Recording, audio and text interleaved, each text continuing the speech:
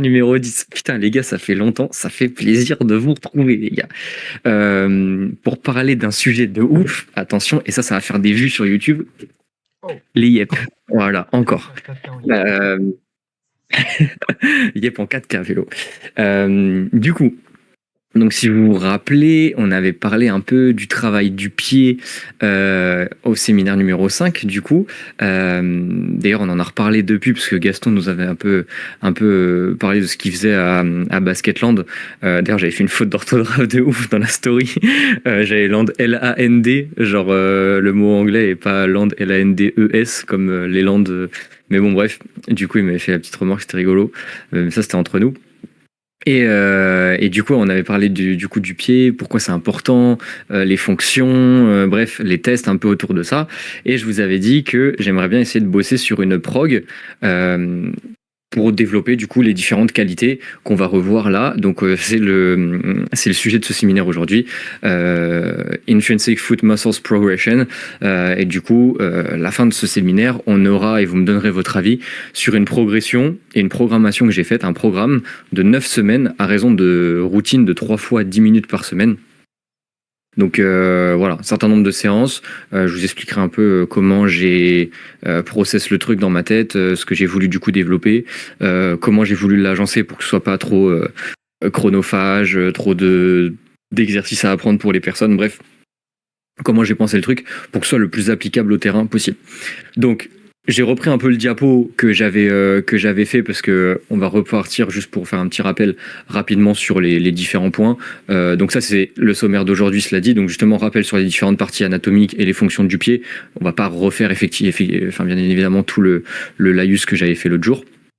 Les qualités du coup à entraîner et que je veux développer dans ma programmation. Et ensuite on verra plus particulièrement donc la programmation sur 9 semaines, comment je l'organise et enfin les séances. On rentrera en détail dedans. Donc, on avait dit quoi? Que dernièrement, si on va sur PubMed et qu'on regarde le nombre d'articles publiés avec dedans Intrinsic Foot Muscle dans le titre, ça a pris une importance ultra croissante, presque exponentielle ces 4 dernières années, comparé à 2016. Et même en fonction, si on met juste foot muscles ou footwork ou short foot, on peut même remonter certes jusqu'à 2006, mais il y avait à l'époque très très peu d'études. C'est vraiment ces dernières années que ça a explosé.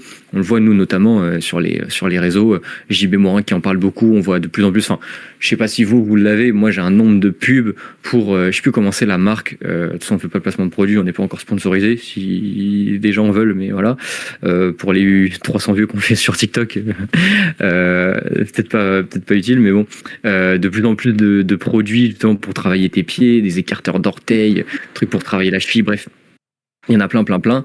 Et c'est pourquoi ça a pris une importance croissante, parce que c'est hyper important d'un point de vue performance, dans, comme on disait tout à l'heure, les sauts, les sprints, les changements de direction, mais aussi d'un point de vue prophylaxie sur l'empilement articulaire, la stabilité du complexe pied-cheville, enfin surtout du coup de la cheville.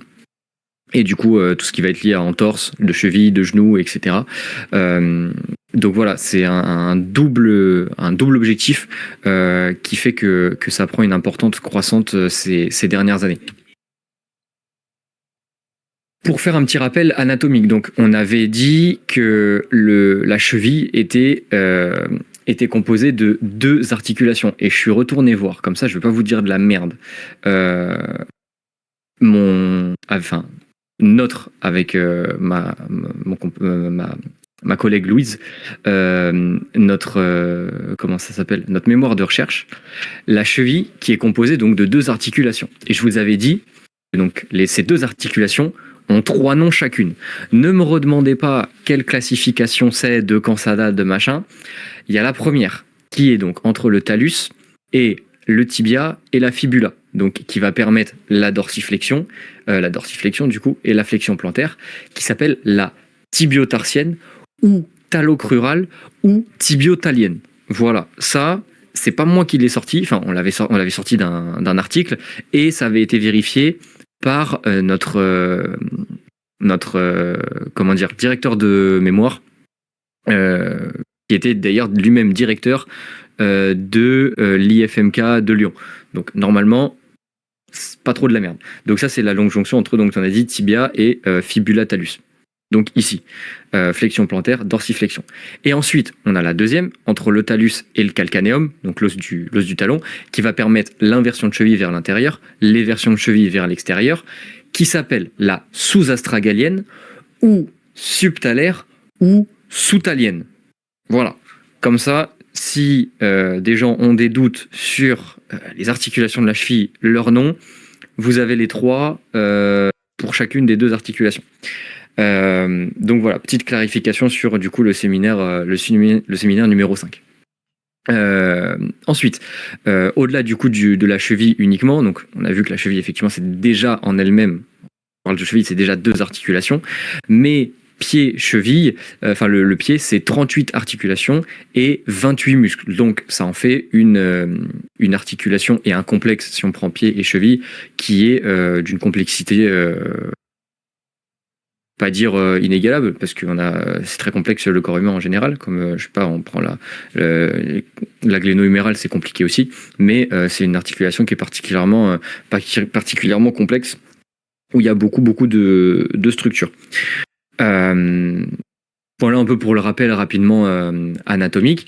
Et du coup, ça découlait sur les fonctions du pied, si vous vous rappelez. Donc, il y en avait 4. La première, c'était tout ce qui était lié à l'absorption d'énergie et la protection des structures. Le deuxième, c'était tout ce qui était stockage et restitution élastique. Un côté plutôt performance. La deuxième, c'était tout ce qui était lié à la transmission de force et la propulsion. Et la quatrième, enfin, c'était tout ce qui était lié au contrôle de la plateforme plantaire pour les changements de direction. Donc ça, c'est un peu les quatre grandes fonctions. J'y reviens pas, il y a un séminaire qui est dédié là-dessus, mais c'était pour faire un petit rappel. Et du coup, maintenant, les différentes qualités qu'on veut entraîner et qu'on va voir derrière qui sont dans le programme. Mince, j'en ai passé deux d'un coup. Voilà, la première, donc ça va être tout ce qui est lié à la mobilité et l'amplitude articulaire. Donc là, j'avais dissocié à chaque fois les muscles intrinsèques et les muscles extrinsèques, et du coup liés soit au pied, soit à la cheville. Mais on avait 5 grandes qualités: mobilité et amplitude articulaire, dissociation et le contrôle neuromusculaire, on va dire contrôle moteur en général. Être conscient que ton gros orteil peut se lever sans que tu aies tes autres orteils qui se lèvent, typiquement, c'est du contrôle moteur. De la force, et même je rajouterais de l'endurance de force, parce que les muscles qui vont être inhibés ou des muscles qui vont être très peu travaillés au niveau du pied et de la cheville vont très vite se fatiguer, et du coup ça peut amener à d'autres problèmes. En quatrième, on avait la stiffness, donc la raideur musculaire. On a vu que dans les fonctions du pied, il y avait une notion de transmission et justement de raideur pour restituer de l'énergie élastique comme tous les autres muscles en fait. Donc ces muscles, au même titre que les autres, on va pouvoir les entraîner en force comme on l'a vu juste avant, mais aussi en stiffness comme les autres muscles, simplement. En raideur. Et enfin, dernière qualité, on va avoir tout ce qui est équilibre et contrôle postural. Équilibre qui, on le verra, aura aussi un impact dans le travail de force. Donc ça, c'est un peu les 5 grandes qualités déjà qu'on peut avoir en général, hein. Force, endurance, flexibilité, tout ça, c'est pas des trucs qui sortent du chapeau, hein, c'est assez classique sur n'importe quel muscle, mais c'est ce que moi j'avais un peu sorti particulièrement sur le pied, et ce qui du coup moi derrière m'a permis de créer mon programme.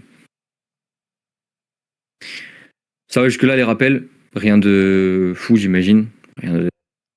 Pour créer le programme, t'as regardé l'article de JP Morin qu'il a sorti ou pas, le dernier? Pas du tout. Non, j'ai vraiment fait ça par rapport à moi, ce que je fais, mon expérience, entre guillemets, ce que je fais avec mes jeunes.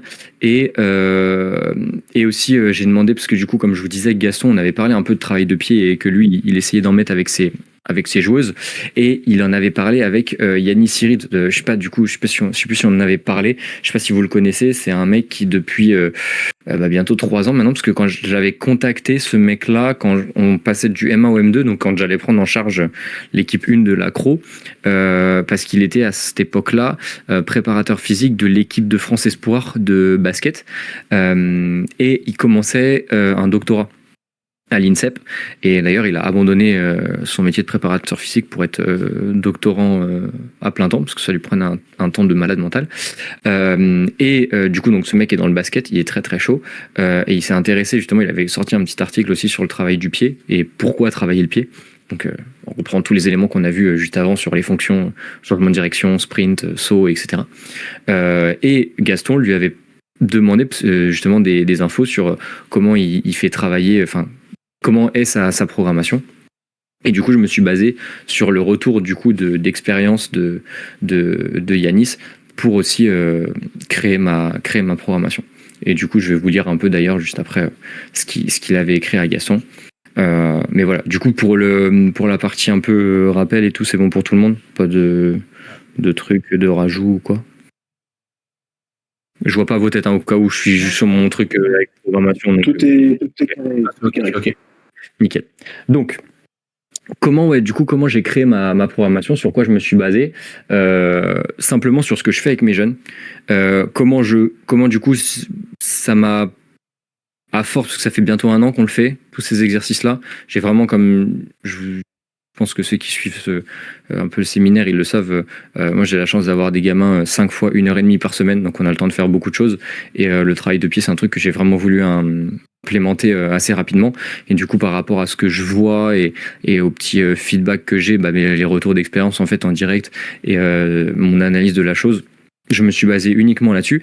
Et du coup, sur le retour de Yanis, qui disait, parce que du coup, Gaston l'avait contacté quand au travail justement du pied chez les joueurs et joueuses de basket, et qui disait la chose suivante. Donc, concernant l'évolution du travail autour du pied chez les jeunes joueurs joueuses, comme souvent, cela dépend de leur niveau de développement et de leur exposition préalable à ce type de travail. De manière générale, j'intègre les choses progressivement autour de 4 grandes étapes. 1. Le travail sensoriel, compréhension de la fonction du pied et connexion avec le solaire. 2. Développement de la force intrinsèque du pied et apprentissage de la poussée au sol. 3. Développement de la force, intégration et transfert d'énergie. Et 4. Travail pliométrique, préactivation et couplage énergétique. Donc 1. Travail sensoriel. En fait, c'est niveau neuromusculaire, contrôle moteur, conscientiser que mon gros orteil peut se fléchir sans fléchir les autres orteils, que même je peux fléchir la première phalange de mon gros orteil, si je prends mon pouce, première phalange de mon gros orteil et ensuite la métatarsophalangienne, tout un petit tas de mouvements que si on n'entraîne pas, à force de mettre des chaussures classiques de ville ou des running qui ont des semelles épaisses comme ça, en fait, qui viennent inhiber notre pied, des mouvements qu'on n'est plus capable de faire, quoi. Donc travail sensoriel en premier, et connexion avec le solaire, du coup aussi force et endurance du solaire. 2. Développement de la force. Une fois qu'on a conscientisé qu'on peut faire une flexion avec l'hallux, renforcer du coup ce mouvement. Ensuite, développement de la force, intégration et transfert d'énergie. D'abord muscle intrinsèque du pied, apprentissage de la poussée. Ensuite, développement de la force, intégration et transfert d'énergie. Donc comment je vais utiliser cette force dans un contexte. Et travail pliométrique, préactivation et couplage énergétique. Et comment je rends mes muscles stiffs. Au final, on revient à ce qu'on avait parlé l'autre jour, les différentes qualités qui là maintenant commence à s'intégrer dans une programmation. Et au final, quand j'ai lu ce truc-là, je me suis dit que c'était pas si loin de ce que je faisais moi avec mes jeunes, si ce n'est que quand il met développement de la force, intégration et transfert d'énergie, c'est vrai que moi je travaille pas beaucoup, et ça m'a fait un peu penser, ça m'a fait justement analyser un peu mon programme avec eux là-dessus, sur justement cette notion de pousser en fait. Et une fois que j'ai travaillé le muscle de mon pied et que mes muscles sont plus forts, avoir quelques petits exercices qui vont permettre de travailler ma poussée en conscience en fait avec mon gros orteil, je vais vraiment consciemment venir utiliser ces muscles pour améliorer du coup le transfert entre juste mes fléchisseurs de la luxe ou mon fléchisseur de la luxe est plus fort. Est-ce que ça va vraiment directement se transférer à mes accélérations, à mes sauts, à mes changements de direction, avoir des exercices qui permettent de faire ce lien. Mais globalement, j'étais dans cette logique-là déjà, à savoir apprendre à utiliser son pied, apprendre les différentes fonctions, derrière renforcer et dans un dernier temps travailler en pliométrie pour que tes muscles, au-delà d'être forts, soient stiffs. Et du coup, ça a donné cette périodisation sur 9 semaines. Le but, ce que j'ai pensé, enfin comment j'ai penché la chose, c'est de me dire, demain, Baudouin, il identifie qu'il a une joueuse qui sort de CDF, hein, de centre d'entraînement, de comment dire, de pôle espoir, ou je sais pas comment on appelle ça en handball. Elle a, je sais pas, elle a 17, 18 ans et il se rend compte qu'elle a des appuis éclatés, et quand il lui fait faire un travail d'orteil et tout, en fait c'est une catastrophe, et pige rien, quoi, parce que on lui a jamais fait travailler ça, et que dans les chaussures de handball, c'est serré, il n'y a pas de proprioception, il n'y a rien du tout, et du coup il faut retravailler tout ça.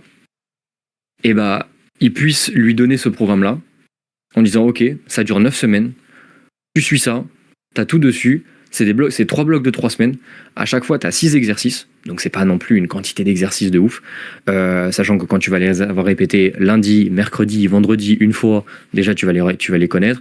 Quand tu vas l'avoir fait une deuxième semaine, une troisième semaine, derrière tu vas les faire automatiquement, donc ça va pas te prendre un temps de ouf, mais que tu l'auras fait 3 fois, quand même il y aura si on reprend un peu, je sais pas si Vira, tu accepteras cette définition, mais une sorte de micro-dosing, 3 fois 10 minutes dans la semaine, sur des qualités précises, pour venir apporter cette petite dose de travail. On va pas y passer 1h30 sur le pied, mais voilà, par-ci par-là, même des exercices, un truc qu'elle peut faire à la maison, soit en échauffement, soit à la maison, voilà, c'est une petite dose que tu viens rajouter. Et en se disant qu'au bout des 9 semaines, est-ce qu'elle aura le pied de quelqu'un qui marche pieds nus depuis qu'il est petit ou petite, en toutes circonstances, et qui a fait de la gymnastique par exemple, qui est tout le temps pieds nus, ou Mathieu qui fait du judo, qui est pieds nus, peut-être pas, mais au moins on aura exploré justement ce côté sensoriel, ce côté force, ce côté stiffness, et potentiellement on aura déjà des améliorations où ce sera moins pire et on aura dégrossi le truc en général. Donc les 3 premières semaines, 2 composantes majeures, enfin 2 composantes tout simplement, le contrôle moteur du coup, et quel mouvement mon pied va être en mesure de faire, pied / orteil. Je précise que d'ailleurs ce programme-là, c'est vraiment focus sur le pied, pas la cheville. Dedans, il n'y a pas d'inversion de cheville, il n'y a pas de dorsiflexion, si, un petit peu de flexion plantaire, pardon. Mais il n'y a pas de flexion, sinon il n'y a pas en majorité de flexion plantaire, dorsiflexion, inversion, éversion. On ne parle pas de cheville, on parle vraiment du pied. Pied, du coup, orteil. Donc contrôle moteur, les différents mouvements, et d'emblée de force, pour faire un peu le lien justement entre les deux. Ensuite, en semaine 4, 5 et 6, continuer sur de la force, mais différemment. On va voir les exercices de force qui seront dans le programme 1, 2, enfin dans les semaines 1, 2, 3, ne sera pas les mêmes de les semaines 4, 5 et 6, et d'équilibre. Pourquoi ? Parce que l'équilibre, en fait, j'ai lu, je sais plus si je l'ai lu dans un article de JB Morin ou si je l'ai vu dans une des vidéos qu'il a fait justement sur le travail du pied avec une autre personne. Il disait que, non, je crois que c'est lui qui disait dans la vidéo qu'il avait lu que les exercices d'équilibre, en fait, au niveau EMG, c'est ce qui sollicitait, ou une des choses qui sollicitait le plus, les muscles intrinsèques. Donc, on peut travailler la force d'un côté dissocié, entre guillemets, et plutôt consciente, en faisant par exemple des flexions de la luxe. Et on peut aussi travailler les muscles intrinsèques en étant en équilibre, et du coup en étant en constante réactivité de notre centre de gravité, quoi. Et du coup de manière beaucoup plus inconsciente. Du coup c'est 2 manières un peu de travailler cette force justement, donc via l'équilibre. Et ensuite en phase 7, 8 et 9, semaine 7, 8 et 9, retravailler un peu le contrôle moteur, parce qu'au final on n'y aura passé que 3 semaines, donc réussir à retravailler un peu le contrôle moteur maintenant qu'on aura gagné en force également grâce à nos 6 semaines de force et nos 3 semaines d'équilibre. Continuer l'équilibre mais d'une manière un peu différente qui va solliciter plus l'endurance musculaire du, cette fois-ci complexe, pied-cheville, parce que ça va faire là on va intégrer le solaire. Travailler plus cette fois-ci en mobilité et mobilisation du coup en ce qui est en train de sortir sur les réseaux sociaux. C'est pas de la mobilité, c'est de la mobilisation. C'est pas pareil effectivement, puisque dans mobilité il y a force et contrôle moteur, donc là on peut pas avoir mobilité, force, contrôle moteur dissociés. Mais du coup mobilité, donc j'entends plutôt mobilisation et flexibilité. Pourquoi je l'ai pas mis avant, c'est aussi dans un souci de temps. Si je veux pas que la routine elle dure 20 minutes et que je veux quand même pouvoir focus sur des éléments, je pouvais pas, quand on a mis contrôle moteur et force, je pouvais pas rajouter, sinon en fait la routine elle faisait 15-20 minutes. Je voulais que ce soit à peu près quand même du 10-12 minutes, peut-être 10 minutes. Donc là on vient travailler sur la mobilité, et mobilité on va travailler notamment la métatarsophallogène. Si vous vous rappelez, c'est l'articulation entre les orteils et les métatarses. Du coup quand on va pousser au sol, c'est quand les orteils vont venir se fléchir en fait, qui est primordial dans la phase de poussée. Donc travailler notamment sur cette mobilité là. Et enfin sur la stiffness, explosivité. Donc certes des muscles intrinsèques. Aussi, vu qu'on va chercher à travailler pieds nus et éventuellement en chaussettes, mais plutôt pieds nus, on va aussi avoir dans tout ce qui est, vous allez voir, ça va être du travail, en gros ça va être de la pliométrie extensive, hein. C'est rien de fou, mais ça va énormément du coup solliciter le tendon d'Achille, normal, mais le fait de le faire pieds nus, ça va quand même solliciter énormément les muscles intrinsèques du pied. Et on va travailler du coup en 3 temps. On va d'abord travailler, donc DL c'est pour double leg, ensuite en split, et ensuite la 3e semaine en single leg. Donc avec ces 9 semaines, voilà, on explore déjà quand même pas mal d'aspects du travail du pied, que ce soit du coup voilà, contrôle moteur, force, etc. Et ça permet, au bout des 9 semaines, en théorie, si tout est bien respecté, c'est quand même 3 x 9, 27 séances, 27 fois 10 minutes, ça devrait permettre quand même une petite amélioration. D'ailleurs j'ai dit ça, j'ai complètement oublié, mais j'avais des petites images. Donc là j'ai mis un exercice qu'on verra tout à l'heure, Big Toe Dissociation pour la partie contrôle moteur, Banded Big Toe Flexion, donc pour travailler justement sur la flexion du gros orteil plutôt en musculaire, équilibre, un single extens classique. En termes de mobilité, là un étirement du solaire avec un étirement des orteils, et stiffness, un travail de pogo très classique, qui là sera le split en l'occurrence. Voilà, question jusque là? Non, pour l'instant. Alright.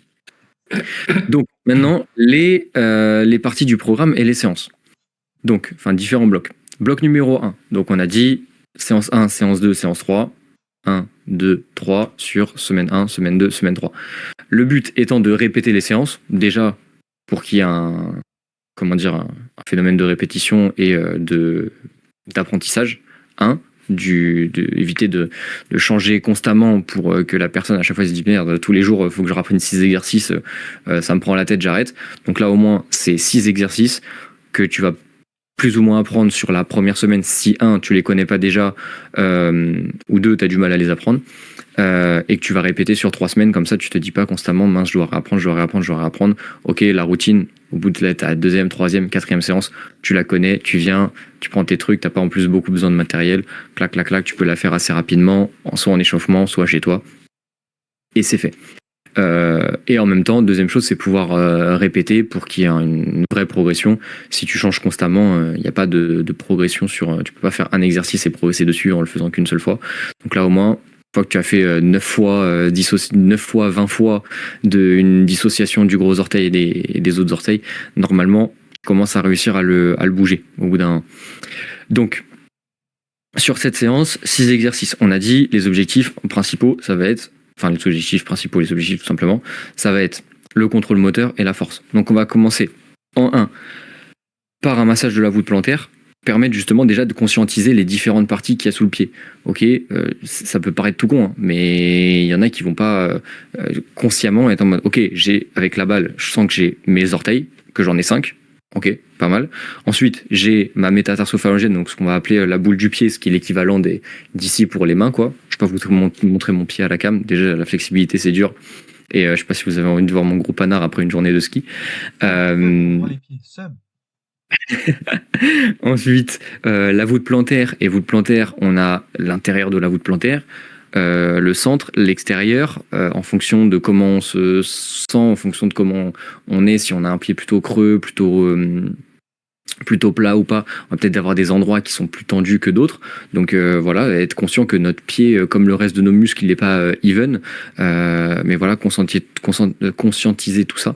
Et le talon aussi, voilà, être conscient que notre pied, on peut le diviser en gros en 4 parties, quoi. Talon, voûte plantaire, métatarsophalangienne et les orteils. Donc ça va déjà permettre de donner une première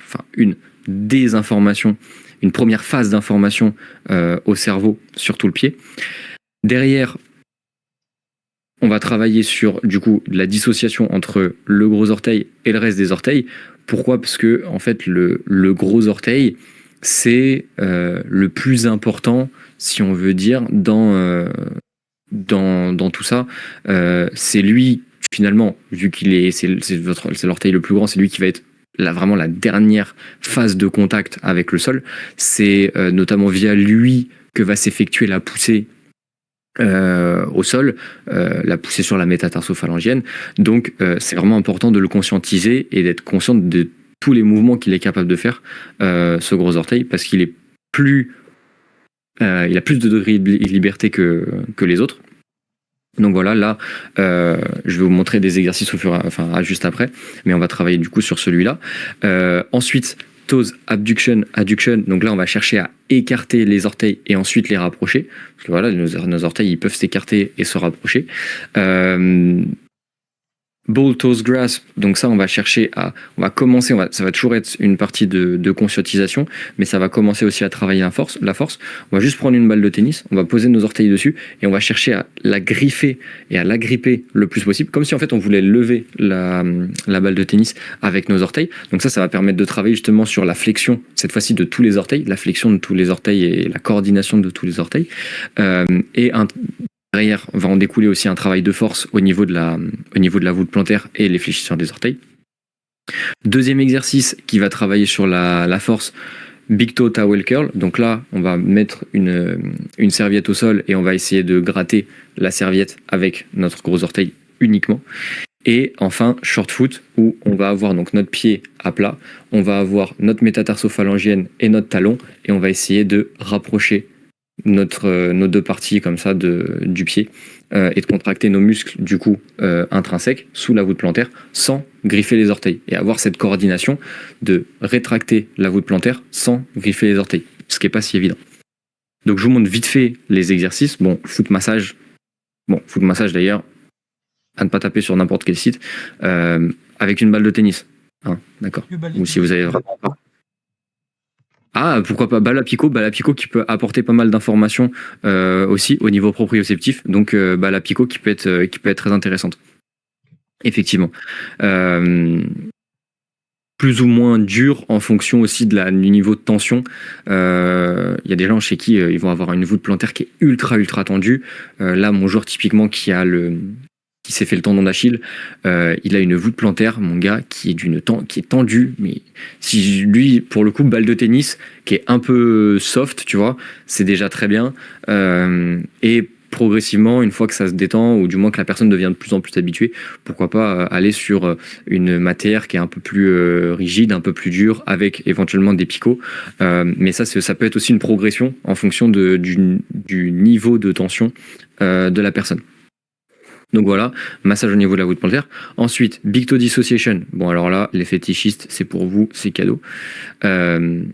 Big Toe Dissociation, donc où on va essayer donc de lever les 4 orteils, reposer, lever le gros orteil et reposer.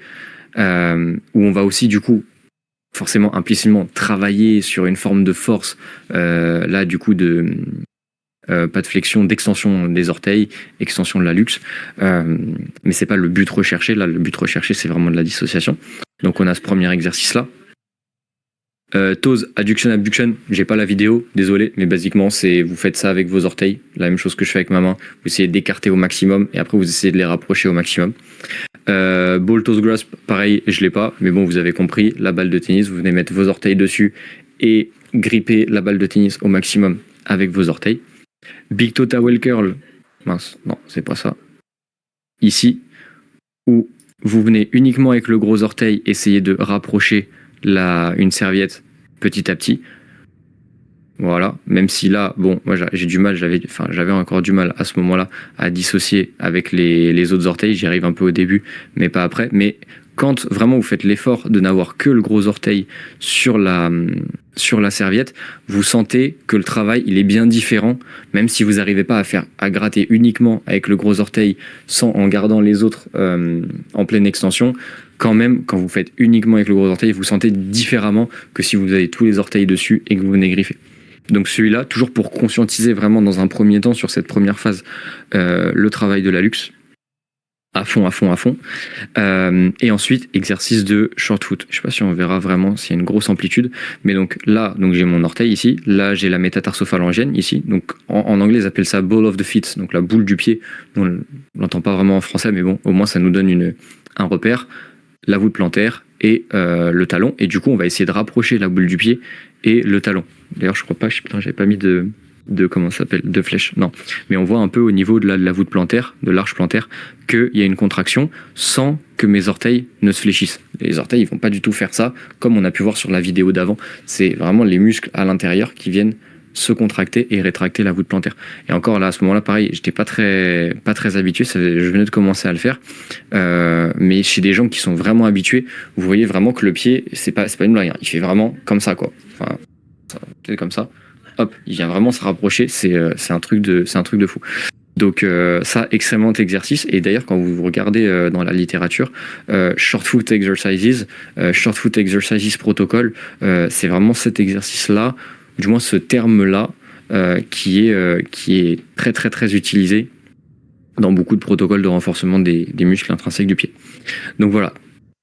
Pour le premier bloc, enfin les séances du premier bloc, et après en termes de charge, donc essayer de mettre pas mal de répétitions, c'est pour ça que j'ai mis des 20 répétitions, pour vraiment, 1, prendre le temps de conscientiser, 2, ça va pas travailler en endurance de force, c'est un grand mot, tu vois, parce que le Big Toe Towel Curl, on pourrait, chez quelqu'un d'entraîné, en faire des dizaines et des dizaines de répétitions, mais chez certaines personnes, quand même, ces personnes qui ont vraiment une grosse inhibition, très très très peu de force, des 10, 15, ou même du coup là 20 répétitions, on peut avoir déjà des crampes, avoir déjà le lendemain des courbatures, ça peut déjà être un travail qui est important.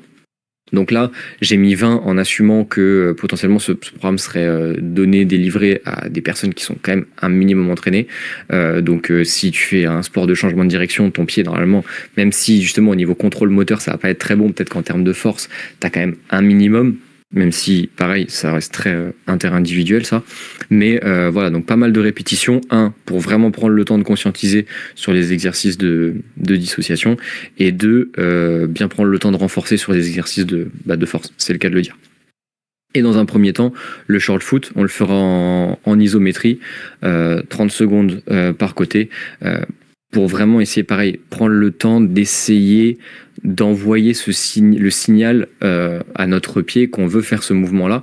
Chez beaucoup de personnes, peut-être même toutes les personnes, en fait, au début, quand on n'a pas fait cet exercice-là, on l'a jamais fait, en fait, on va peut-être même pas voir de mouvement, ou très très peu, mais ce qui compte, c'est de le conscientiser, voir à quoi ça ressemble, éventuellement avoir soit une vidéo, soit quelqu'un qui est capable de le faire, pour le conscientiser, voir à quoi ça ressemble, et petit à petit, peut-être qu'au début, l'amplitude elle va être ultra réduite, et petit à petit, on va réussir à y aller, mais voilà, le fait de faire en isométrie, je pense que ça envoie un peu plus d'informations au pied, et ça permet aussi de travailler un peu plus ça met plus de temps sous tension que si tu fais juste des répétitions. Donc voilà un peu mon thought process pour ce bloc numéro 1. Si vous avez des remarques, des questions, des trucs que vous voulez ajouter, allez-y. Non, c'est intéressant, pas de choses à ajouter. Je regarde, j'écoute. Non, c'est tout à fait logique. Ok, great. Du coup, là, au final, on reprend un peu la première phase que du coup Yannis Cyril avait donnée à Gaston, à savoir travail sensoriel, proprioception avec du coup le massage du pied, les différents mouvements des orteils et compréhension de la fonction du pied. Là, on est surtout sur la fonction des orteils du coup, pas complètement du pied, mais on y vient un peu après. Clossé dans les travails de proprioception, je sais pas si t'en as mis plus tard ou pas, et après il faut avoir le matériel à disposition, mais je sais qu'il y a j'en ai pas à disposition, mais il me semble qu'il y a des sortes de mini tablettes en bois avec plusieurs formes qui te permettent de travailler, dissocier un peu l'avant, l'arrière du pied. Ouais, je vois exactement. Alors non, j'en ai pas mis pour le coup. Parce que cet exercice-là m'est pas venu en tête. Et effectivement, maintenant que tu le dis, oui, c'est quand même un matériel qui est assez spécifique. Après, peut-être qu'il y aurait moyen de bricoler quelque chose pour réussir à répliquer un peu cet outil-là. Je sais pas. Mais oui, effectivement, ça pourrait être intéressant, oui, au niveau justement de comme on parlait. Sur l'articulation du pied dans le séminaire précédent, on est capable d'avoir une position plutôt verrouillée et plutôt déverrouillée, du coup c'est le cas de le dire, au niveau de tous les os du pied, et justement avoir ce mouvement en fait de pronation supination en fait du pied, et ça permet de le travailler, de travailler la mobilité de toutes ces articulations là. Donc oui, ça pourrait être intéressant effectivement. Voilà, donc voilà pour le bloc numéro 1. Où on était focus, du coup, on disait sur contrôle moteur et force. Bloc numéro 2. Même structure, une séance qu'on va répéter 3 fois sur 3 semaines. Donc on l'a fait 9 fois. Et ça va permettre, déjà dedans, il y a des exercices. Un exercice qu'on va retrouver. Donc en théorie, la personne, elle ne devrait pas être trop perdue. Et commencer un peu à voir les termes, les trucs, ça devrait le faire, donc ça évite de passer trop de temps à apprendre continuellement des séances. Toujours 6 exercices, cette fois centré avec comme objectif travail de force et d'équilibre qui, on le rappelle, va aussi travailler la force, mais d'une autre manière.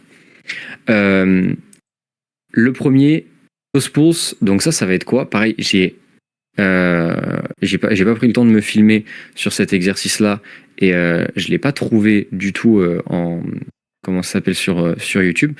Mais globalement, cet exercice-là, comment je vous schématise le truc? Vous avez un genou au sol, d'accord? Donc en fait, vous êtes en position, je crois que c'est chevalier servant en français qu'on dit. Ouais. Je crois half kneeling pour les anglo-saxons, chevalier servant pour les français. Mais avec quand même les pieds, le pied assez rapproché de votre genou.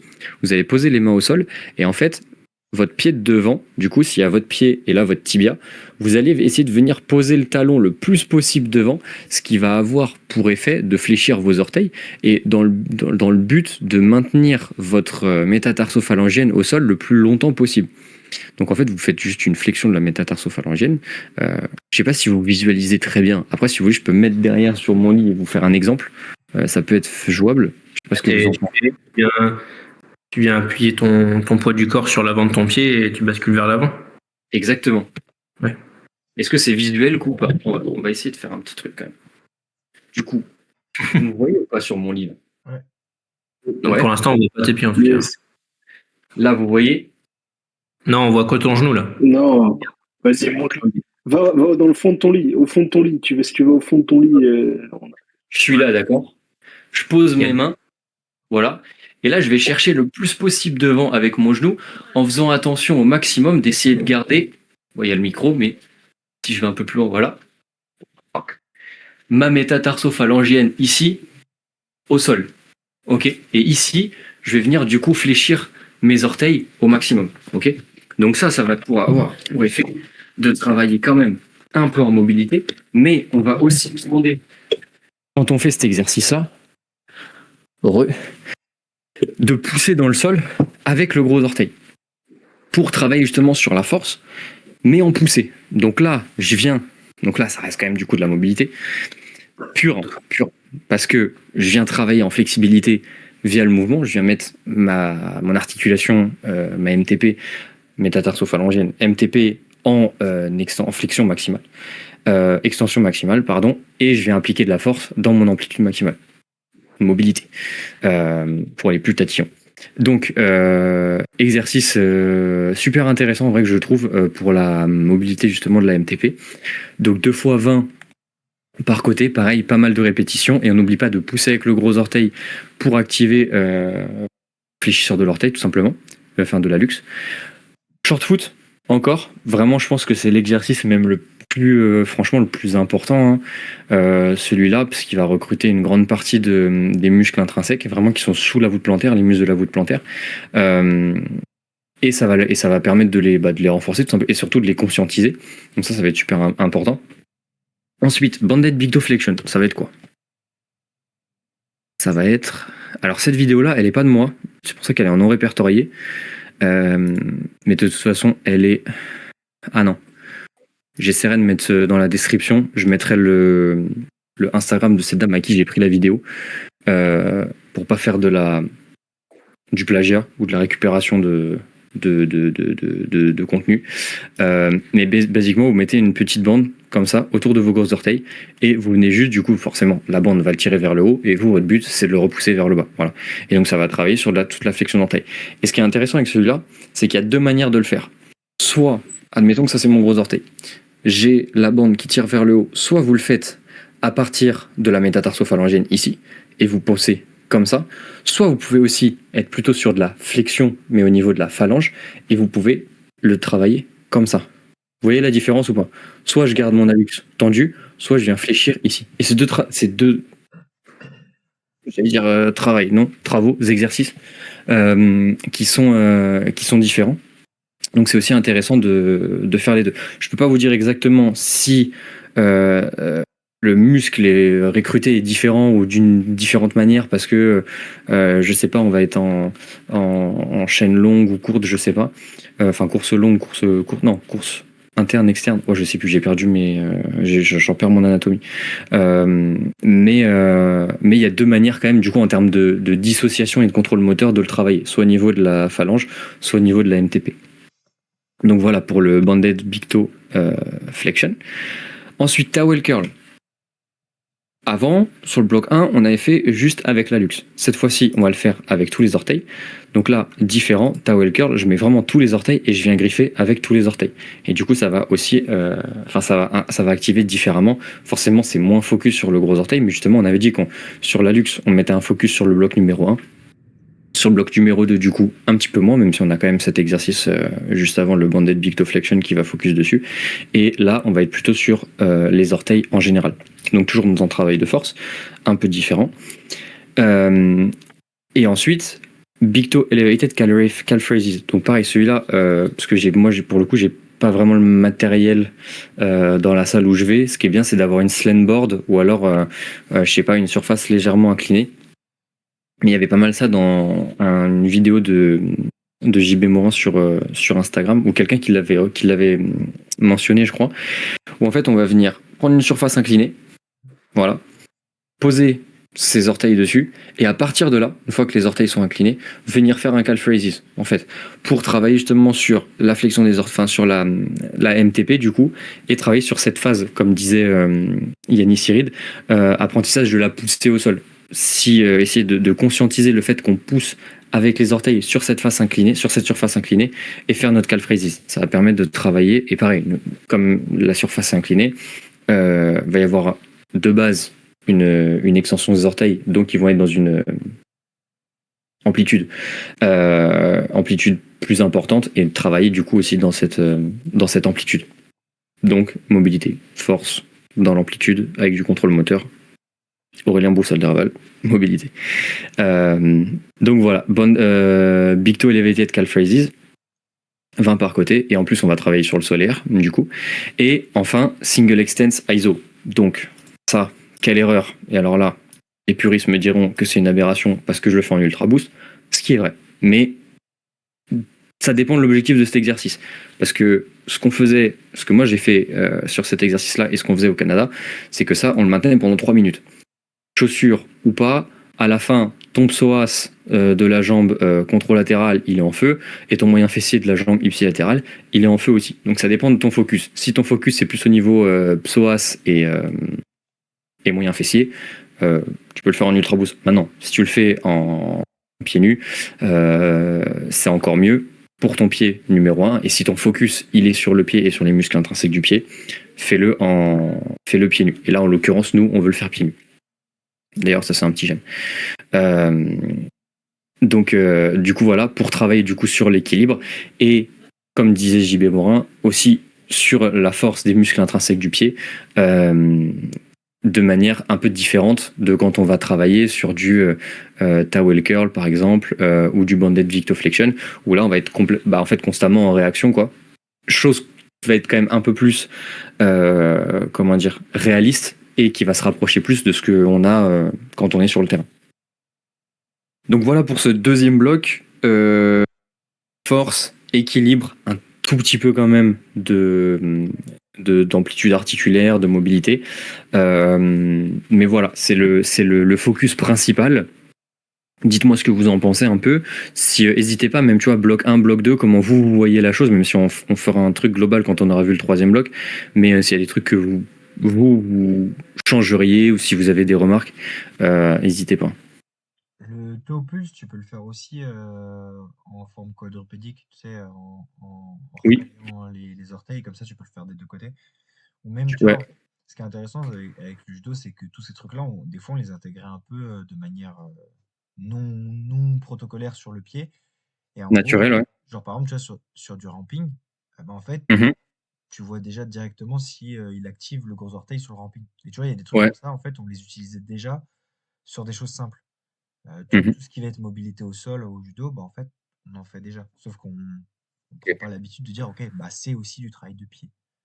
Ouais, du coup, ce serait bien, effectivement, en fonction de ton contexte, des gens avec qui tu le fais, peut-être pas tout le temps, mais de temps en temps, penser à, ok, quand je fais ce travail-là, dire à tes athlètes, ça, parce que du coup, c'est valable dans le judo, peut-être qu'il y a d'autres sports, notamment de combat, je pense, ou de gymnastique, dis, là, concentre-toi, du coup, dans les feedbacks et dans les conseils que tu donnes techniques, les critères de réalisation, voilà, pense à bien pousser avec ton gros orteil. Effectivement, c'est vrai que moi, je l'avais fait sur, des trucs de crawling, du bear crawl, tout ça. Pousse avec ton gros orteil, des Superman walk, tout ça. Pousse avec ton gros orteil. C'est vrai que effectivement, c'est des consignes. Ça, là, on a effectivement un programme et tout un truc qui est dissocié, où on se dit on focus uniquement là-dessus.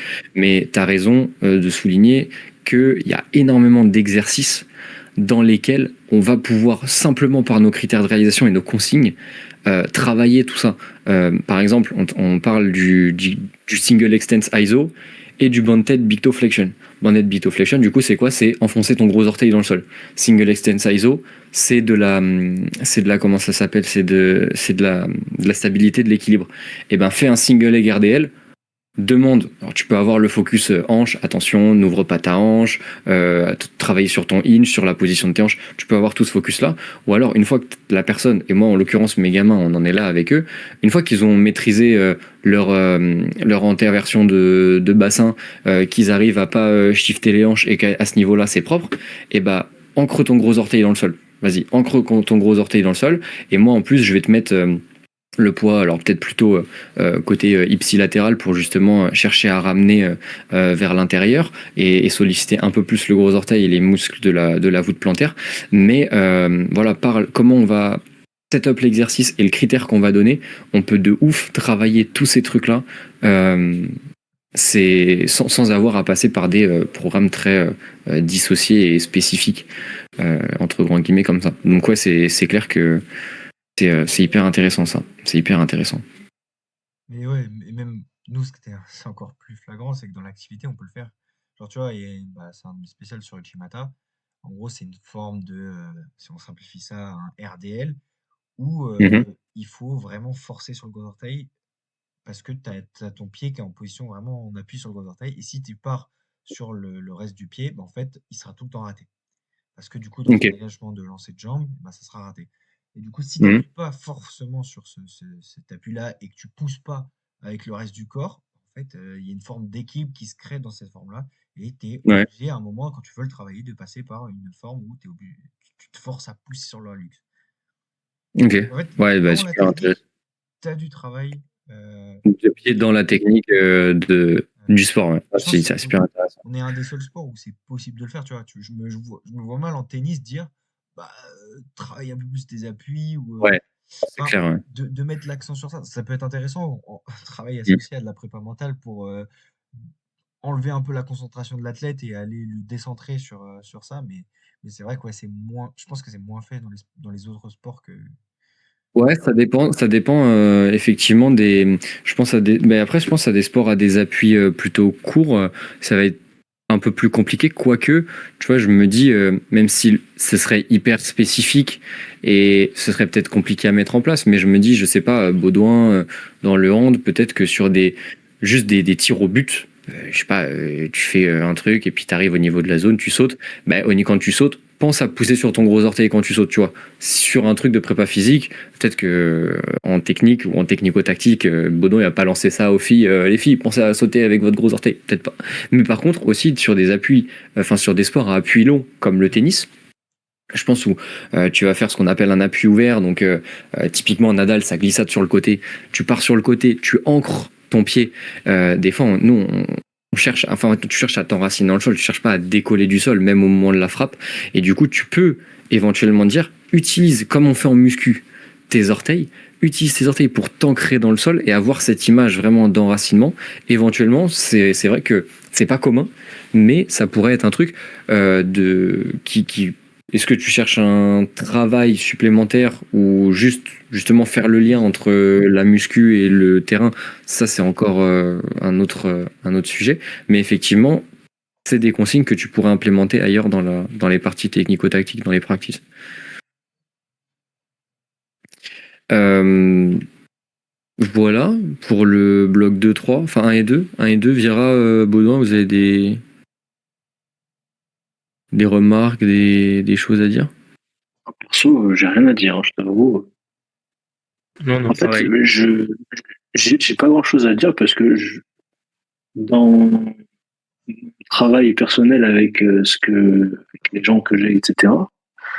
Imagine, je suis pas sur toute la théorie que tu théorises, tu vois. Enfin, on va dire en mode, c'est pas la théorie, c'est pas toute la justification que tu as autour, mais en soi, je suis on va dire la même progressivité, les mêmes principes. Mhm. Du coup, en soi, ce qui est bien, c'est que bah, d'une certaine manière, tu justifies encore plus mes propres contenus à moi. Mhm. Et d'une certaine manière, je suis là en mode, bah, c'est cool, en fait, ce que je fais, je suis pas non plus. Parce que des fois, tu sais, par manque de. Là, ce qui est bien, c'est que tu allais vraiment chercher des trucs, tu l'as théorisé en disant, et du coup, tout a vraiment une justification précise et c'est logique. Et ben des fois, tu sais, quand tu fais des programmes, etc., et c'est toi-même, tu te dis, bah, en fait, ça va passer par là, mais bon, c'est ce que tu penses. Et Ouais. tu dis, bah, vas-y, on y va, et après, on verra les résultats à la fin. Mhm. Moi, je suis plus dans ce cas-là. Et en soi, je vois qu'on est sur les mêmes longueurs d'onde. Donc, moi, Ouais. personnellement, ça me rassure sur mes propres contenus. Donc, en soi, j'ai Mhm. vraiment rien à dire. Mais Mm. c'est cool. Mais au final, la manière dont toi tu procèdes ou as procédé, à savoir, euh, voilà comment je pense le truc, je le mets en place et je verrai et j'évaluerai soit objectivement, soit subjectivement la chose. C'est aussi comment moi je procède depuis. Enfin, certes, je me suis renseigné quand même parce que ça fait 2 séminaires que je fais dessus, donc j'ai lu quelques trucs dessus, etc. Et j'ai essayé de me renseigner un peu à droite à gauche, mais c'est aussi beaucoup d'empirique. Et voilà, moi au final, je trouve, enfin, avec cette méthode-là, j'ai des gamins qui savent dissocier leurs orteils, qui ont pas de problème au niveau de la cheville, qui ont pas de laxité, qui sont capables d'avoir un très bon ancrage quand on fait de la muscu, quand on fait du tennis, quand on fait de la vitesse ou des accélérations, la cheville s'écrase pas, le pied s'affaisse pas. Donc en fait, c'est juste je dirais de la science dans le terrain, tu vois, enfin, entre guillemets. Il n'y a pas de protocole, mais en fait, tu crées un truc, tu testes, tu vois si ça marche ou pas.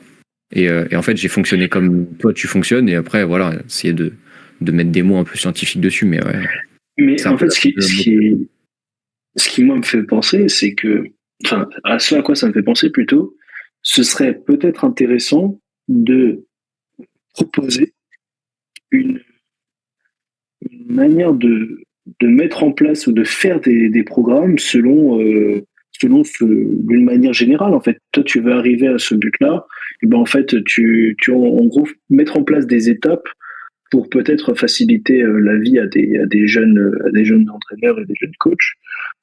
Comment est-ce que tu peux mettre en place des entraînements selon la problématique que tu as en face de toi. Et comme je dis, quand je dis ça, je dis c'est quoi mon problème. Ensuite, comment est-ce que mon corps il est construit, comment ça fonctionne, la biomécanique d'une manière générale, sans que ça soit super scientifique, mais juste pour qu'on comprenne en fait le cheminement de pensée qui ensuite amène à la confection d'un programme. Je pense que ça pourrait être intéressant de faire ces étapes-là et de les écrire, parce que quand tu regardes d'une certaine manière, et ben sans la justification, donc comme moi je l'ai dit, sans la justification, juste en réfléchissant de comment est-ce que un corps humain est conçu et comment est-ce que mon cerveau il va transmettre les informations et comment tu vas avoir des feedbacks, etc. Et ben tu arrives en fait à créer des protocoles d'entraînement selon peu importe la pathologie ou ton objectif d'entraînement. Après, il y aura toujours des spécificités, mais dans le très gros, tu arriveras sans doute à faire quelque chose de qualitatif. Et puis, je sais pas ce que vous en pensez, mais en tout cas, moi, ça me donne envie de faire ça. Ouais, non, c'est clair. C'est clair. Alright, nickel. Bon, bah écoutez, on passe au bloc numéro 3 pour terminer. Et du coup, donc bloc numéro 3, même chose avec, justement, petite différence. Là, pour ce qui est travail de pliométrie, je voulais...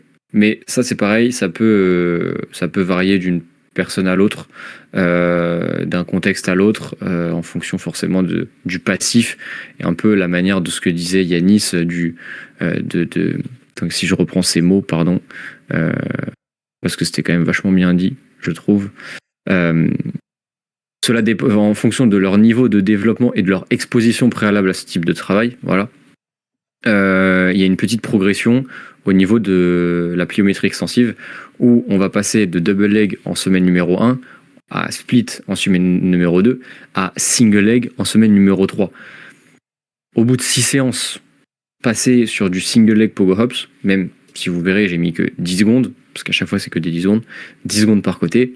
Single leg pogo hops, ça demande quand même une certaine coordination et une certaine force au niveau de tout le complexe, mais forcément au niveau du solaire, enfin du triceps sural en général, qui est assez importante. Et ça, forcément, tu vas pas pouvoir le mettre chez tout le monde si tu veux quelque chose de qualitatif. Parce que si en fait ton triceps sural et tes muscles ils sont pas encore assez forts, tu vas juste compenser avec ton genou, et c'est pas que ça va pas avoir d'intérêt, mais le truc de base qu'on veut dans la pliométrie extensive et avoir de la réactivité, on va plus l'avoir. Donc je l'ai mis en me disant que potentiellement on allait s'adresser à des gens qui étaient un peu plus entraînés, mais c'est quelque chose qu'il va falloir adapter en fonction du contexte et de la tête. Et deuxième petite adaptation aussi, par exemple le toes pulse que je vous ai montré, moi c'est un truc que je peux faire en partie, voire pas, avec par exemple mon joueur qui s'est pété le tendon d'Achille, parce que ça met une tension qui est beaucoup plus importante, ça met un étirement qui est beaucoup plus important, et du coup là en fait je viens plus lui travailler le tendon d'Achille, qui est pas si mal, hein, mais là je vais plus travailler sa flexibilité du tendon d'Achille que de sa MTP. Du coup avec l'hypiquement lui, j'ai varié, j'ai trouvé un autre exercice, une autre variante, une espèce d'étirement du mollet, en gros position d'étirement du mollet où je viens appuyer avec les orteils et faire un peu le même mouvement, mais juste pour relâcher au niveau du tendon d'Achille. Donc ça, après, bien sûr, il y a des exercices là que j'ai mis dans le programme, mais qui peuvent être adaptés, et comme disait Vira, d'avoir plutôt des grandes lignes en fonction des pathologies, plutôt que d'avoir des exercices spécifiques, mais voilà, qui sont adaptés en fonction des joueurs, joueuses et autres personnes, quoi. Du coup, donc oui, bloc 3, 6 exercices, toujours, où on va avoir ah mince, j'ai pas modifié les objectifs, autant pour moi. Du coup là c'est pas force, équilibre, c'était hop, on remet la truc, contrôle moteur, équilibre, mobilité et stiffness. Même si, on l'a dit, dans l'équilibre, on va avoir une forme de force. Hop, hop. Donc, on va avoir, dans un premier temps, toujours le toes pulse qui va nous permettre d'être dans une partie un peu mobilité, flexibilité, et en même temps force, ça on va le garder. Big Toe Dissociation pour retravailler un peu au niveau du contrôle moteur, la dissociation et le contrôle neuromusculaire. Towel curl toujours pour la force. Donc là, vous avez vu, on reprend un peu quand même quelques exercices. Donc ça permet aussi à l'athlète de ne pas être trop perdu et de se retrouver un peu dans ce qu'il faisait. Forefoot single leg stance. Celui-là, super intéressant, vraiment. C'est du coup, ça va être l'évolution de la single leg stance qu'on faisait avant. Et ça, je l'ai tiré de notre grand ami JB Morin.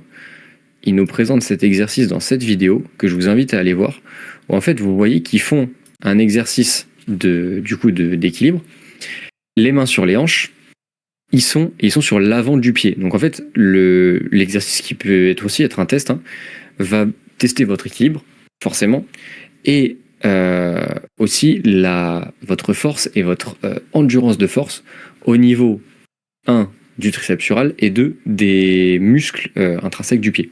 Donc en fait, vous avez les mains sur les hanches et vous êtes en équilibre sur l'avant-pied. Les seuls critères de réalisation, les consignes, c'est de ne pas reposer le talon au sol, logique, de ne pas utiliser l'autre jambe, la jambe libre, et de la poser au sol, et de ne pas décoller les mains des hanches.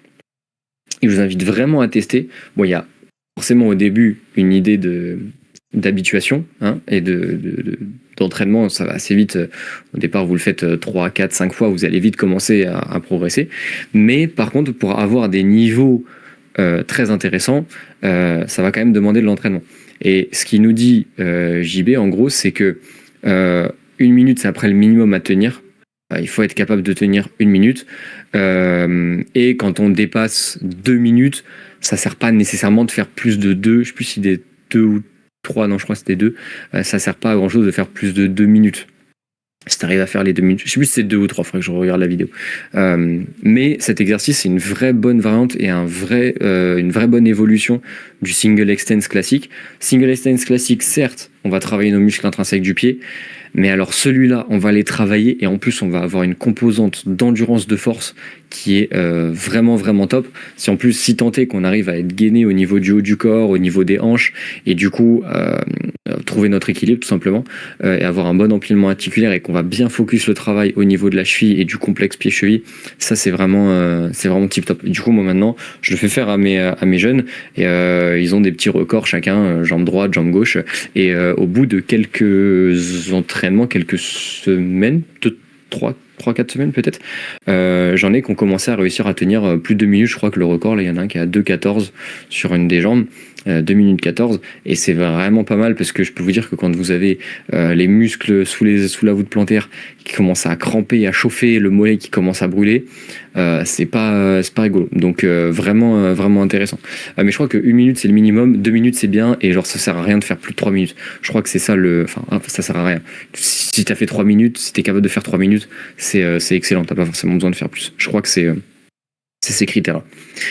Donc voilà, donc vous voyez là, ils sont sur l'avant-pied. Et lui, on voit que ça c'est son invité, et il galère beaucoup plus que lui qui est habitué à le faire, mais c'est vraiment intéressant. Voilà.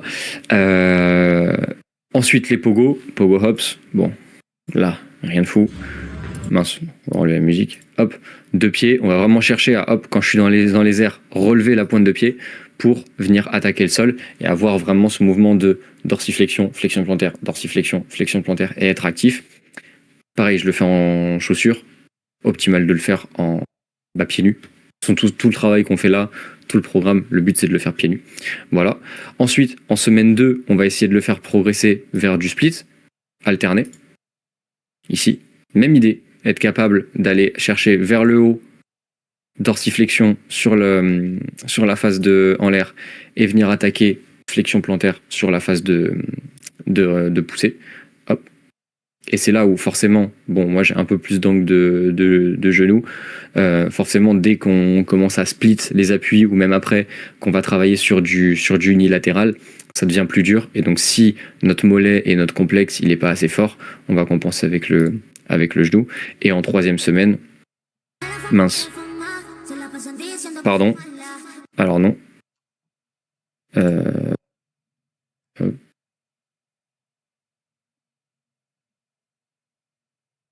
Comment je fais? Non, si c'est ça. Mes vidéos. Petite pub. Allez vous abonner. Single leg, pogo. Jump, voilà. Clac, clac. Et voilà. Single leg, si on y arrive, avoir toujours cette même idée de quand je suis en l'air, dorsiflexion, même si c'est beaucoup plus difficile forcément, vu qu'on pousse, on a plus qu'une jambe, on pousse moins haut, donc on a moins de temps pour faire ce travail de dorsiflexion, flexion plantaire, dorsiflexion, flexion plantaire et attaquer le sol. Mais dans l'idée, voilà, c'est ce qu'on veut comme progression. Peut-être que au bout de 9 semaines, enfin 8 et la 9e semaine, c'est un peu trop, c'est peut-être un peu rapide, vous me direz ce que vous en pensez. Mais voilà, dans l'idée, c'est comment moi je voyais la chose pour la faire progresser. Et finir, une fois qu'on a fait tout ça, parce que vous voyez, je mets un temps qui est quand même relativement réduit, là on a que 30 secondes, 30 secondes après en split et après 30 secondes par côté en single leg. Donc d'ailleurs c'est peut-être une partie qu'on pourrait augmenter un petit peu, mais bon, si on veut garder ce timing des 10 minutes, on est vite un peu coincé. Et finir par ce qui, je pense, de toute façon est le plus optimal au global, si on n'a qu'une seule chose à faire, mais par contre il faut bien gérer le volume, c'est barefoot jogging, c'est courir pieds nus, tout simplement. Courir pieds nus, c'est ce qui va nous permettre déjà de travailler notre technique de course et notre foulée de la manière la plus naturelle possible. Attaquer avec l'avant-pied, on va pas venir attaquer avec le talon si on court en chaussettes, ça y a que depuis qu'on a des chaussures avec des semelles qui font la taille d'un escarpin qu'on fait ça, mais voilà, aller travailler sur de la course pieds nus. Moi je fais ça avec mes jeunes. Alors au début je faisais pas 3 minutes, je faisais genre 3 fois 1 minute. Après on a progressé et maintenant ils arrivent à courir 5-6 minutes. Je ne demande pas de toute façon de faire un marathon pieds nus, quoi. Mais déjà maintenant en échauffement, avant leur séance cardio, quand ils sont sur tapis, je leur demande, ou même là non, on va commencer à le faire dehors, courir voilà un peu en chaussettes. Et je pense que c'est de toute façon le meilleur renfort qu'on puisse faire. Pareil, il y avait une vidéo de JB Morin qui parlait du pied et qui disait que il y avait des études qui montraient que juste puis j'en avais parlé dans le séminaire précédent. Juste le fait de marcher avec des chaussures minimalistes, il y a des études qui montrent que ça permet de renforcer les muscles intrinsèques du pied. Donc voilà, si on arrive à marcher ou même à courir, pieds nus, ça va permettre de le renforcer et de la manière la plus intégrée possible, puisqu'in fine, quand on va être sur le terrain, généralement, ça dépend des sports. Mathieu, il court pas sur le tatami. Enfin, je crois pas qu'il fasse des tours de tatami en combat. Mais sinon. Le mode de déplacement, ça va être de la course. Donc si on peut le travailler en course, c'est top. Donc voilà pour ce 3e bloc. Et ce sera tout simplement. Si vous avez des remarques sur le bloc numéro 3, sur l'ensemble du programme, voilà, on peut revenir sur les différents trucs. Mais voilà, messieurs, pour sur séminaire numéro 10 sur programmation au niveau du pied. Trop bien, merci Tossé. Carré. Moi, je pense pas que ça soit, par rapport à ce que tu demandais là, à la fin, je pense pas que ça soit trop tôt, au bout de tes 9 semaines, de commencer à mettre du saut sur des pogo jump sur une jambe. À partir du moment où tu commences avec un volume bas et que tu vois comment la personne se sent, je pense qu'avec ce que tu as fait avant, tu es largement en capacité de démarrer. Alors certes, ça sera pas un temps de contact de fou peut-être, ça sera pas très haut et tout, mais je pense que tu peux l'intégrer progressivement aussi comme ça. Et de toute façon, comme on l'a dit, et enfin, Vira l'a dit et on l'a répété aussi, c'est certes un programme qui est fait comme ça, mais qui est en aucun cas figé. Si tu vois que la personne, de toute façon, elle a déjà pas la coordination pour faire des pogos classiques et que de base, elle le fait pas bien, elle a pas ce travail de dorsiflexion. Reste sur du pogo classique les 3 semaines et augmente juste le volume. Au lieu de passer tu restes à 3x10 et tu passes de double leg à split à single leg, et bah reste en double leg tout le long. Par contre, tu passes de 10 à 15 à 20 et tu augmentes le volume. Et voilà, tu as différentes manières de faire progresser la chose. Carrément. Moi, j'avais une question par rapport à ça. C'est plus un questionnement global, on va dire. Et ça revient à ce qu'on a discuté juste avant. C'est par rapport au judo. Tu vois, on apprend la conscience du pied sans travailler réellement. Donc sans le travail de prépa physique derrière. Et ça revient aussi sur ce qu'avait, je crois qu'il y a Fred Coast qui a fait un post dessus. Et en fait, il dit qu'il faut mettre le corps dans une situation d'apprentissage. Et je me dis, tu vois, pour un athlète qui est conscient, qui est plus âgé, tout ce travail de pied est excellent. Mais tu vois, pour un jeune, genre le travail de pied, je suis pas sûr Mhm. qu'il s'amuse énormément et qu'il arrive à prendre conscience de, par exemple, de pousser sur ses orteils.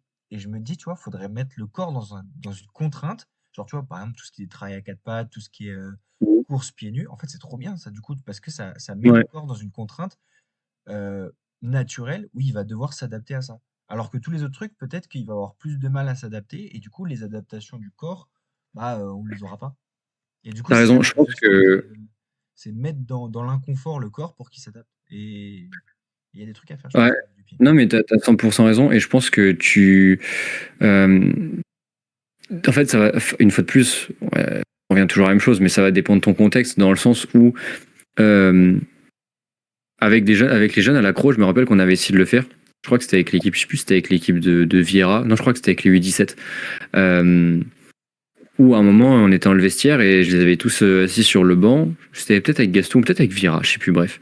Et on avait commencé, on leur a dit, bah allez-y, enlevez vos chaussettes et on va faire des exercices pour les pieds, tu vois. Et typiquement, très compliqué. Une équipe de 15 gamins, où là on avait 15 gamins de 16 ans qui là font enlever les chaussettes. Enfin, t'as tout un truc autour du travail qui fait que le travail il est pas qualitatif, que ça rigole, que machin, bref. C'est ton contexte qui veut ça. Quand moi, les miens, là, que j'ai 13, 15 et 17, mais j'en ai que 3, c'est beaucoup plus facile et en plus, ils sont habitués. Et du coup, effectivement, euh, un exercice, enfin un programme qui est vraiment dissocié comme ça, qui peut me mettre un peu redondant ou bon, bah faut que je pense à le faire, un peu comme une routine, et bah ça peut apporter des contraintes, faciliter chez certaines personnes dans certains contextes, ou par exemple, comme tu disais, chez un pro qui va être conscient que ça va être important, qui va prendre vraiment le truc au sérieux, mais par contre, dans d'autres situations, dans d'autres contextes, avec des jeunes, en équipe, en fonction aussi du profil psychologique de tes jeunes, parce que tel ou tel sport, c'est pas le même profil psychologique, et ben effectivement, intégrer via des consignes, comme tu le disais tout à l'heure, dans des situations données, effectivement, ça peut être une autre manière de travailler. Ouais. Peut-être même une des meilleures manières de travailler. Ah, pour les jeunes, c'est ça. Pour les jeunes, ouais. Pour les jeunes, en tout cas. Il y avait Mm. aussi pas mal de. Je sais pas si c'était à la mode ou pas, mais tu sais, tous ceux qui bossent un peu dans le mouvement, dans tout ça. Et il y en avait un qui suivait un peu Cyril Gagne et d'autres combattants de MMA. Et tu les Mhm. voyais faire des exercices un peu bizarres sur des barres, sur des machins. Et eux, en fait, je pense qu'ils basent leur amélioration du pied sur des exercices un peu fonctionnels comme ça. Ils disent, bah ouais, bah, le corps s'adapte. Alors qu'en vrai, je pense qu'il y a il y a un juste milieu entre le travail prépa physique et le travail d'adaptation du corps. Et je pense que si on arrive à lier les deux, bah, en fait, et pour tout, hein, pas que pour le pied, je pense que tu as un vrai travail qui sera complet dans Mm. ça. Mm. Et je pense que ouais, Ouais, c'est. après oui, effectivement, mais c'est ça qui est le plus dur, c'est de trouver, comme tu disais, des situations pédagogiques qui vont pousser le corps à s'adapter d'une certaine manière. Là, c'est les C'est gens qui marchent sur la corde, tu sais, le truc où tu mets la corde de oui, la battle rope là le et tu battle les rope, là. fais Ouais. marcher dessus. Ou même Mhm. ils les faisaient marcher sur des barrières. Tu dis, bon, ouais, Ouais, est-ce que c'est ouais. si pertinent que ça? Mais bon. Marche sur des braises, tu vas voir, tu marcheras sur les pointes de pied. Et en plus, tu seras intégré dans le groupe, c'est parfait. Voilà, nickel. Voilà, voilà, Moi, le moi, je, nickel, moi, voilà, je voilà, voilà. propose de marcher sur une corde. Moi, je propose de marcher sur une corde toujours. Moi, j'aime bien cette idée. Mais genre entre deux immeubles. Et quoi? Pas le choix, pas le droit à l'erreur, là. Là, Tu t'as pas le tombes, ta droit à carrière, l'erreur. elle est finie. Tombe, c'est ciao.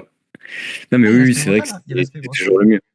C'est toujours le mieux. Mais je pense que par contre, bon, même si c'est plus difficile à faire peut-être chez des jeunes, je pense que ce travail par contre de conscientisation, euh, il y a des trucs qui sont... C'est pas que c'est pas faisable euh, ailleurs ou de manière dissociée, mais genre un Big Toe Dissociation ou des trucs comme ça, tu en bénéficieras beaucoup plus au début quand tu es débutant par des exercices dissociés comme ça, je pense. Ouais, Je vois pas là actuellement. À part, oui, si t'es, je sais pas, dans la nature et tu marches sur une branche et t'en as une qui est plus haute et ça lève ton gros orteil. Sinon, je sais pas, je vois pas vraiment quel exercice, quelle situation, mais parce que je me suis pas penché dessus plus que ça là. Mais qui va travailler sur ta dissociation des orteils, tu vois. Tes orteils qui vont s'écarter, qui vont se rapprocher. Enfin, si, ça peut être pour le coup. Mais ton gros orteil, l'affection de ton gros orteil. Euh, Conscience, bien sûr. Après, il y a la prépa mentale avec de la visualisation, hein. Vu comme Il y a si la tu reprends, avec après le. l'oculus humain, là, tu sais, la sensibilité au niveau nerveuse des pieds, il y a Hmm. beaucoup plus de connexions nerveuses en bas, enfin, mains et pieds que dans tout le reste Ouais, du corps. ouais, dans les extrémités. Ouais.